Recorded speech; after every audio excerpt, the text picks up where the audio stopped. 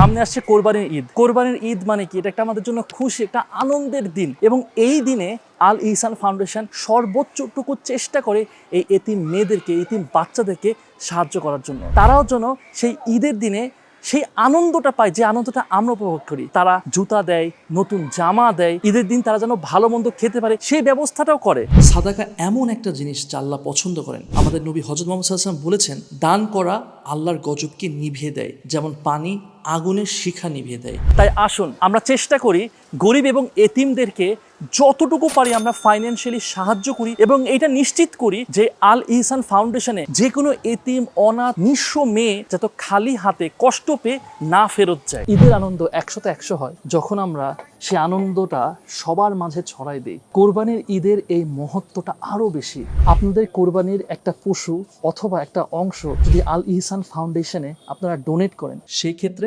470টা এতিম ও নিঃস্ব মেয়ের পুরো বছরের একটা আনন্দের কারণ হয়ে দাঁড়াবে। এই কোরবানির মাংস থেকে তাদের পুরো বছরের প্রোটিনের চাহিদা মিটবে। আপনার যদি সামর্থ্য থাকে দেন ওয়াই নট। আর একটা জিনিস কি, এরকম ভালো কাজ যেমন দান, সাদকা, এগুলো করলে কখনোই রিজিক কমে না। আপনার কাছে যদি মনে হয় যে কি আমার সেরকম সামর্থ্য নাই, ইভেন আপনি এই ভিডিওটা শেয়ার করেও কিন্তু আপনি নিজেও লাভবান হবেন, অন্যরও কিন্তু উপকার করতে পারছেন। আমি আল ইহসানের সব রকমের ডিটেলস কমেন্ট সেকশন এবং ডিসক্রিপশনে দিয়ে দিচ্ছি, আপনারা প্লিজ চেক আউট করে ফেলবেন।